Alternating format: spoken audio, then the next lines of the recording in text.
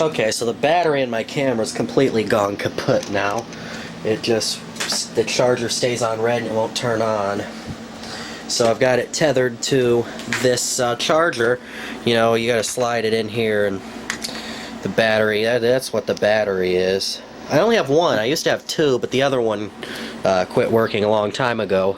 Should have probably used them like one and then the other, but I used all of one until it died. Now I used all of this till it died, so I need to get a new battery. This is a Panasonic HDC TM10. I don't know, but digging through some stuff, luckily I found a battery eliminator. Unfortunately I can't show it on camera, obviously, because it's in the camera, but it's just shaped like the battery, and it has this cord that comes out of the end of it and plugs into the charger there. So that's good. I can use it plugged in probably for a few years until I decide to get a new battery or another camera shows up. Anyway, RTs and people start jumping up and down. I see you! I see you! I see a reflection! Anyway, this is a 1987 Sony Trinitron, and I've been neglecting to make a video on this for a while because I wanted to finish it first. It's a KV-2780R, and I'm pretty sure it's a 1987 because that's when I saw another one, but the things weren't off. Anyway, TV's in really good shape, except for, unfortunately, this door's broken off. I got some tape there and there. There's like a little thing, you know, you press. I'll just open it. There's like a little thing here that broke off, and then just earlier the hinge is sort of broken too, so I've got two pieces of tape. Those are just the like brightness, contrast, all of that. Once you get that set, you don't have to play with it too much. The buttons are all there. I was talking to some people on the radio forum that there was a guy, he said he worked on a ton of these TVs back in the day, and he said, yeah, you need to look at on your deflection board. There's two different boards. There's a main board which got the power supply and all the other stuff, and there's one that has the flyback and just the deflection stuff. And he said look on there, and there are different capacitors that need to be replaced because they'll start failing and take out your output transistor and all of that.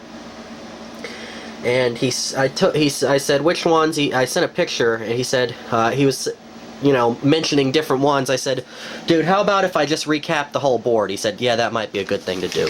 So I ordered all new capacitors off of DigiKey.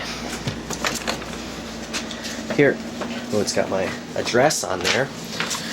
Here, there's 3 pages of capacitors, all Nichicons, and here are the ones that I pulled out. And about half of them, let me find I wish I could open this but with one hand easily. These are the ones that I replaced. I even replaced the itty-bitty ones, like the itty-bitty ones, the little tiny ones like that. Let's see, I gotta find a good example. Yeah, here's one. You can see it's starting to leak and corrode there. And about half of them were doing that, so yeah, it was definitely getting time to replace those. Anyway, I've done that. I have the remote for this somewhere. Well, not the remote for this, but another Trinitron remote. And I guess we'll go ahead and power it up.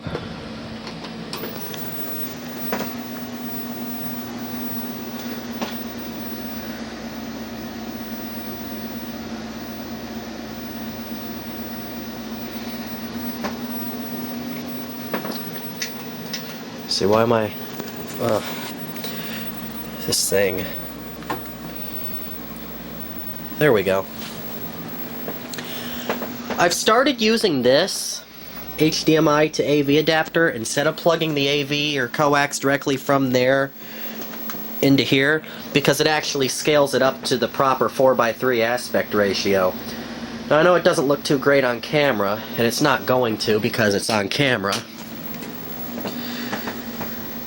Well, you can kind of see. I mean, this TV is from 1987. Look how bright this is, how good the colors are, and how sharp this is.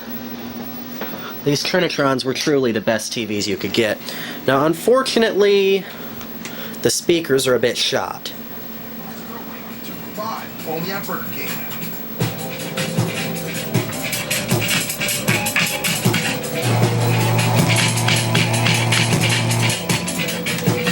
But, on the other hand, fortunately, this TV has audio output. So, what do you do when the sound on your TV sucks? Well, nowadays, the sound on every TV sucks, and you buy a sound bar. Yes, a sound bar. It sounds slightly better than the TV. Nah, screw that. Big torn up speakers? Absolutely. Hey kids, you know the plan. When the ship dock... Abandon ship! 4 Bob's Burgers! Then, Tina, when people start coming ashore, pow! Coupons! 50% off to all cruise ship passengers, pow. Try poo! That always gets attention. So the speakers being blown isn't too much of a problem. I've got this programmed into the remote with my cable box so that it automatically turns that up and down when I hit the volume anyway. So, of course, my camera is a piece of shit, but the TV looks... Whoa, come on. TV looks great. It's got perfect geometry. The convergence, I've hooked it up to my laptop, it's not perfect, but it's about as good as a 27-inch gets. Sharpness is great, and this, right here, nice and bright, is with the brightness at factory setting. So this TV does not have many hours on it. Damn you. This TV does not have many hours on it because it's nice and sharp and bright at the factory setting. A lot of these larger sets I get, you have to turn the brightness up 75, 100% and they'll start looking somewhat okay. But this here just looks great at the factory settings.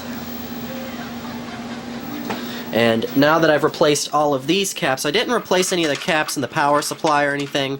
When those caps start failing, the TV will quit working, but you can replace them and it'll be fine. These caps here are the ones you got to replace because they'll start damaging other stuff like transistors that are more expensive. So now this set should be good for quite a while.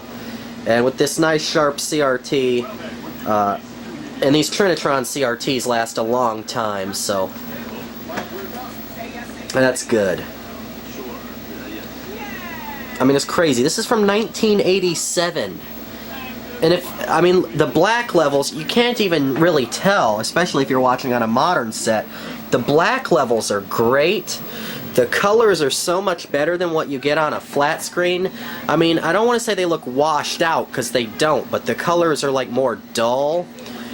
Things look more plasticky. I don't want to say it's not as sharp, but things look plasticky. It's hard to explain.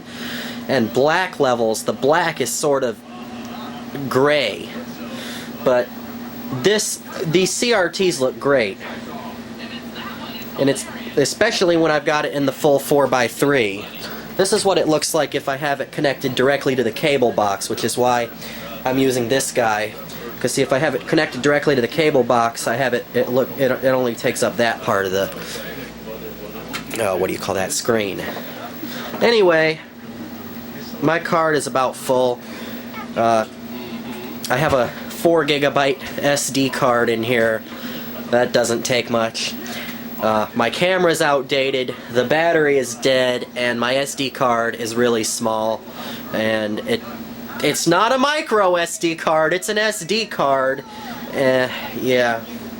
Better than my other camera though. It takes an SD card, but it'll also take a Super 8 tape if you wanted it to. It only records in 4x3 and 480, and for most things that's fine, but I want to record this in high definition just so that you can see how really sharp and good this set looks, which it does. I mean, you turn off the lights and watch this for a while, you'd think you're watching something like, well, you wouldn't think you're watching a new one because the new ones don't look as good. Anyway, hope you enjoyed this video. Thank you very much for watching. See ya.